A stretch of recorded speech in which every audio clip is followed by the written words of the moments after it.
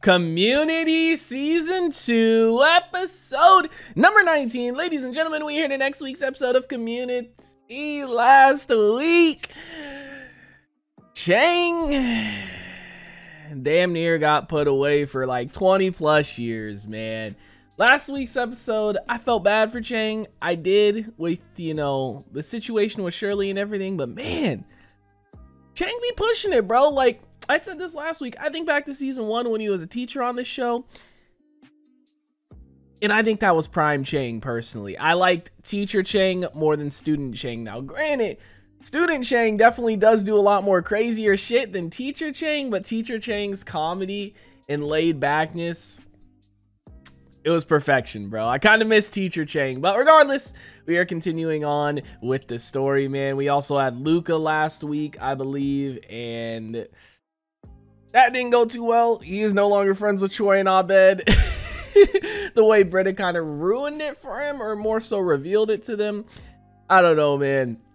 Funny as hell, but I'm excited to see what we have in store for this week. So guys, I'm gonna stop wasting time. We're gonna go ahead, we're gonna hop into this episode. Before we do, I do ask if you guys are on the new channel, you do hit that subscribe button, comment down below what you guys want to see next, man. Drop a like on the video for your boy. Full reaction will be up on Patreon, as well as early access to the next 2 episodes if you guys want to check that out. Link in the description down below. But we're gonna go ahead, we're gonna hop into this episode. It was my friend Abed's birthday. I had met Abed at community college almost 2 years earlier. Little voiceover? When I asked him if he'd like to do anything for his birthday, he told me we should have dinner, just he and I, for an important conversation. Oh shit. Bro, the voiceover at the start? Let me find out. So I had come there with a surprise plan of my own. Hey, can I get a Macallan neat? Jeffrey! Abed feels so different already just off that. What is going on? He was hugging, smiling, making eye contact, and in 30 seconds, he hadn't made a reference to anything. But seeing him like this made me more worried than ever. Get it? Rightfully so. Like Pulp Fiction. It's a wallet that says bad mother... Table's ready, gentlemen. Thank you. Bad motherfucker. Dope. A very cool burger place just a few blocks. Nonsense. I didn't come downtown for burgers. Come. Bro, is he playing the role of someone in a movie like he does sometimes, maybe? Because this is not Abed at all. You could tell the second he walked in, bro. Surprise! Guys, no. I'm running late. Pulp Fiction style. Jeff says there's some kind of speed bump. Here's nobody Bro. to hear you. Well, I'm hot and my balls are touching a zipper. Bro, Pierce is dressed up like old dude who got who got violated in Pulp Fiction. Oh my god, bro. A little Pulp Fiction themed party. Shit. Bro, what is going on with Abed? Is this gonna be another Abed episode where he's dealing with something, some emotional thing that's making him block it out? Just like the stop motion episode. You could tell the second he walked in, he didn't even have to say a line. Just the second he walked in, the smile and the way he carried himself, I was like, okay, this ain't Abed. Really great of Jeff to put this together. I'm not jealous. He's like, he didn't do this for my birthday. What's in it? Hey, don't touch that. It's from Jeff, and he says nobody but Abed can open it. Why? What's in it? Oh no, Troy. I am responsible for this diner when my boss isn't around. Oh, this is where Britta works? Bro. Joe's not better than me. I said, Troy's gonna end up trying to open it, man. I really was a man of singular taste. Was? Abed, what's going on? I mean, why are you dressed like Mr. Rogers and talking like Frasier? What happened to you? I got this Facebook message. A very nice message from the people who make Cougar Town. Looking for work? No, thanking me, Jeff. You know, for all the support I generated for the show. And in the last paragraph, they said, if you'd like, you could come visit set. Just like that. Oh, did he do that already? There must have been 200 people, each with a specific function, but all dedicated to a single purpose. It was like a village, or like a living thing. And A well-oiled machine. he says, why don't you jump into the background? I say, nah, wait a minute. Jump into the background of what exactly? And he says, jump into the background of this scene. Walk through it. Walk through Cougar Town. That would be so awesome, man. Imagine that, your favorite show, and you get to be in the background even. If I'm a person that watches Cougar Town, how can I be in Cougar Town? You know, and the more I start thinking about it, the less any of it makes any sense at all. It breaks the specialness. Before I take my first step, I realize that I have to stop being someone who's ever seen the show and become a character on the show. Become a man from Cougar Town. Is this his character from the show? And with each step, it becomes easier. And with each step, I start remembering things from Chad's life, like well, his first kiss under the big tree at Cougartown Field, playing soccer at Cougartown Junior High. He made all that stuff up just on the fly. Birthdays, weddings, car crashes, taxes, playing charades at Thanksgiving. Is it the life he actually wanted? Chad had lived, Jeff. You know, Chad had lived more than Abed. So he became him. I wasn't ready to stop being Chad, so I said to the director, can we have one more take? But they were already moving on. Courtney had nailed it. Courtney Cox, man. Fucking Monica. I pooped my pants. What? How are we just gonna say that with this serious tone, bro? I had been Chad, and Chad was dead. Ah, and they say that's what you do when you die, right? Food's getting cold. Wow. How silly of me.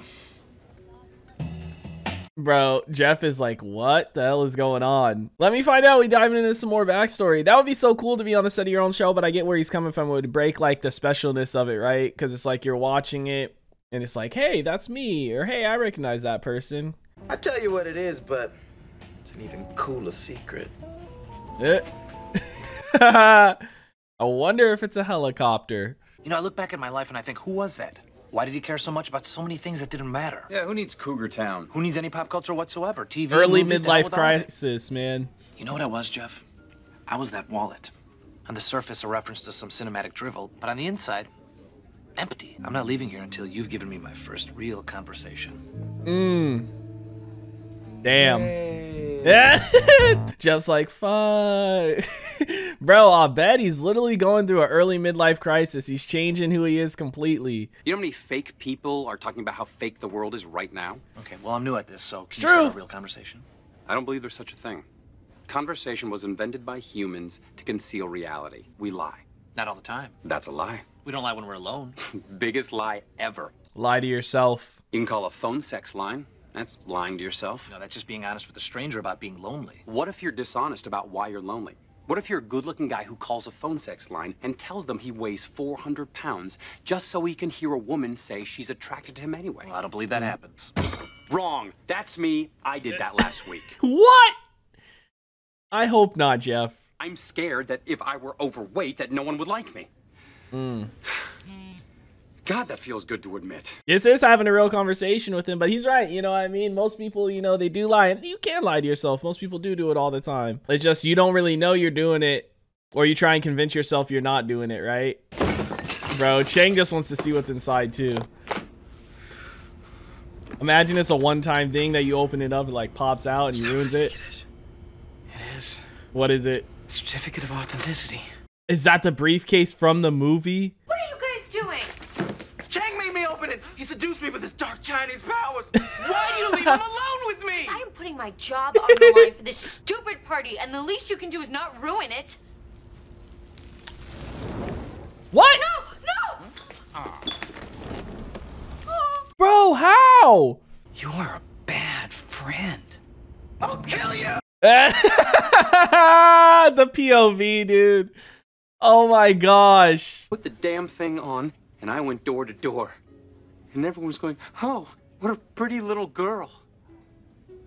And by the third house, Oof. I stopped correcting them.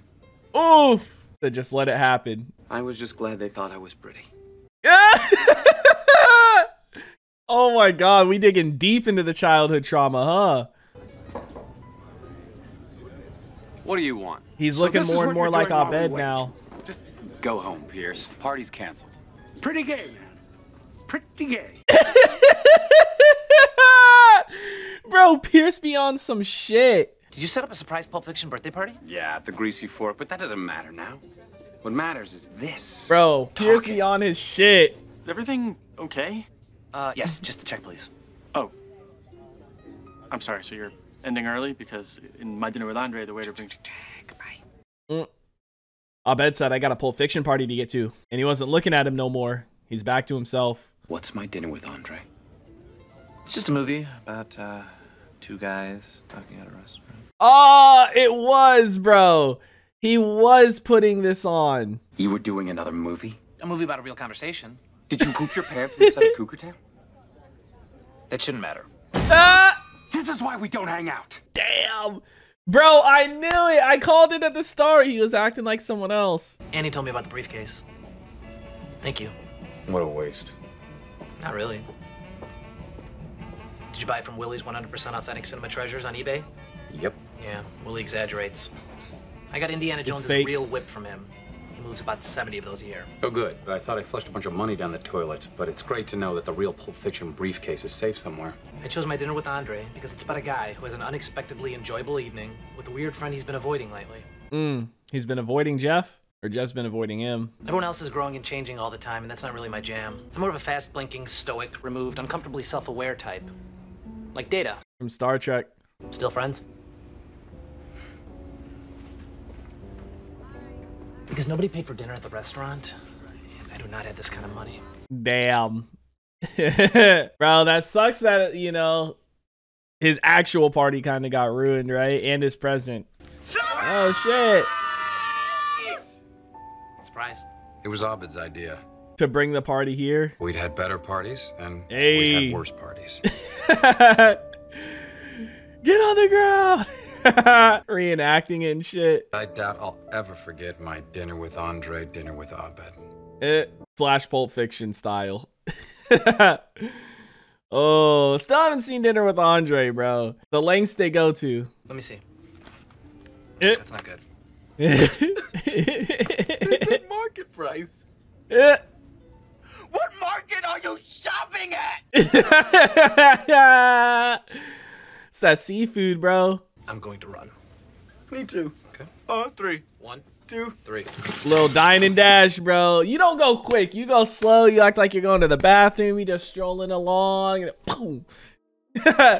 Oh my gosh, dude. Community Season 2, Episode 19 is in the books, ladies and gentlemen. What an episode, man. The Community and their little themed episodes are always absolutely fantastic, man. I wasn't expecting Abed's birthday to come up so quick, to be honest. We had Troy's recently this season, right? And then they mentioned Pierce's was right around Troy's too, but we didn't celebrate it. So a lot of people have birthdays around this time in the group, huh? But I think we also had a little break at the mid-season part, so some extra time did pass. You know what I mean? But that was a dope ass party Jeff put together, a little Pulp Fiction style, dude. That would have been cool as hell to go to, but I called it from the start. Like the second Abed walked into the restaurant, I was like, huh? Like just the way he carried himself even. Like shout out to the actor because literally no lines were even needed. The second they showed him on camera, just the way he carried himself and the way he looked, right? Like looked around, you could tell something was up and it wasn't like Abed acting like Abed. You know what I mean? The second he walked into the restaurant before he even said anything to Jeff. And I called it, man. I was like, is he playing another like character? Because he does this sometimes, right? Where he'll like take lines from movies or he'll really get into character and play it for a while. Like that shit is crazy, man. I can't believe he did that. It was like a twist on a twist, right? Like Abed had planned this because he wanted to be closer with Jeff. Because when you think about it, back in episode 1, Abed and Jeff did know each other first.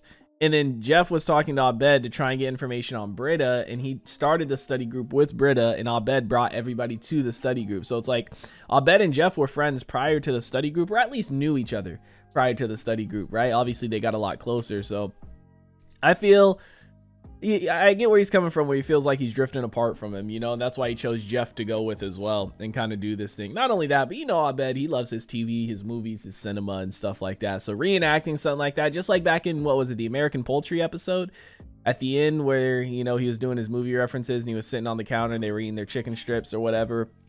And then same thing throughout the episode, right? Where it was the whole mafia style episode, which was cool to see. I love it when the show does things like this, man. It's fantastic because it gives the show a completely different feel than the previous episode and than just a normal sitcom, you know, and it allows for cool little set changes and little outfit changes too. Like everybody looked so different in this episode, which was cool to see, man. But I just can't believe Pierce really dressed up as the Gimp and stayed in costume. Not only that, but went into a public restaurant in that costume as well, man. Came up in there and was like, gay, gay, gay, and just left, bro. Same thing in the fucking Dungeons and Dragons episode where he was like, First of all, gay. Like, I don't know what Pierce be doing, bro, but Pierce's character, sometimes he pisses me off, and sometimes he's just funny as hell, man. Same thing with Chang. Sometimes he be doing some crazy shit, but sometimes he's funny as hell, man. I feel like that's every character in the show, except for Shirley. Shirley, she be funny as hell sometimes, but she doesn't ever really do, like, the crazy shit that some of the other characters do, if that makes sense. But regardless, man, fantastic episode. Another one in the books. But guys, let me know what you thought about it in the comment section down below. Like always, if you guys did enjoy this reaction video, make sure to leave a like if you guys are new to the channel. Hit that subscribe button. Full reaction to be up on Patreon, as well as early access to the next 2 episodes if you guys want to check that out. Link in the description down below. I hope you all have a wonderful day, and I'll see you in the next one. What is going on, guys? I hope you all did enjoy that video you just checked out. If you did, make sure to drop a like and comment down below what is something you guys want to see me react to next on the channel. I want to give a couple quick shout outs to some of my highest tier supporters over on Patreon, man.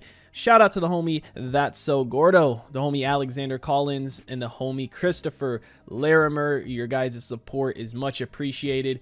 If you guys haven't already and you do want to join the Patreon family, the link is on screen right now, as well as in the description down below. You get early access to a bunch of videos, up to 2, sometimes even 3 weeks in advance, full-length reactions, and you get to participate in polls to help decide what we do and what we react to on the channel.